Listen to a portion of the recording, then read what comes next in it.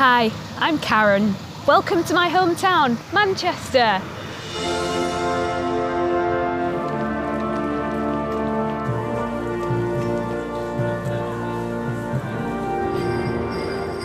Manchester is a city in the northwest of England. When you think of Manchester, you probably think of our football teams, but there is a lot more to the city. This is the Manchester Museum of Science and Industry.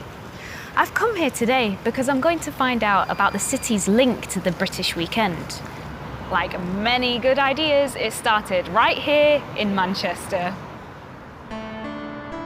To us, the weekend is part of our routine and we can't imagine life without it. But there was a time when working people didn't really get a weekend.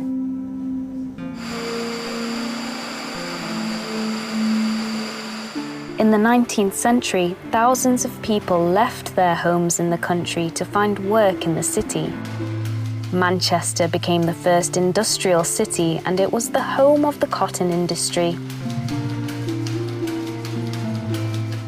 Until 1843, people worked for 6 days, from Monday to Saturday, and had a day of rest on Sunday when they went to church.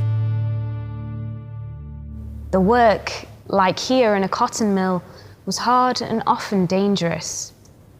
But in the 1840s, a group of men began to ask local factory owners to give people an extra half day off on Saturday afternoon.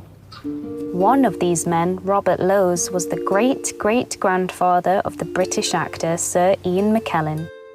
Lowes and his colleagues had 3 reasons for this change. The first reason was commercial. When people worked from Monday to Saturday, they had no time to spend their money because shops were shut on Sunday. The second reason was religious. People were tired from the working week, so they didn't always go to church on Sundays. The last reason was economic. When people had more time off, they could rest more, be healthier, and work harder during the week.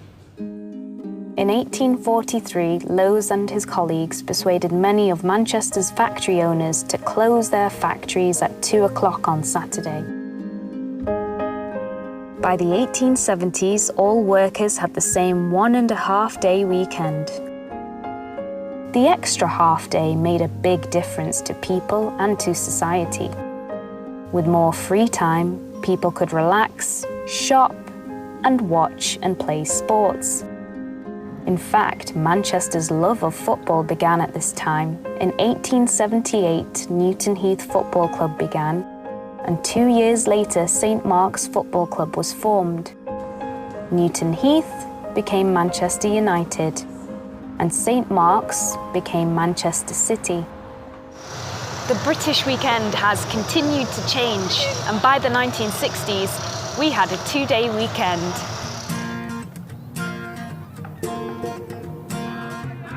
Today, we enjoy a very different weekend to our ancestors. We now watch and play sports. We go to the cinema. We eat out in restaurants. Or we go to shopping centres like this one, the Arndale Centre. Because in the 1990s, the law changed and shops started to open on Sundays. But all these changes haven't been good for everyone. Some people, shop assistants for example, have to work at the weekend and are not paid any extra. Maybe our working week will change again to improve our quality of life.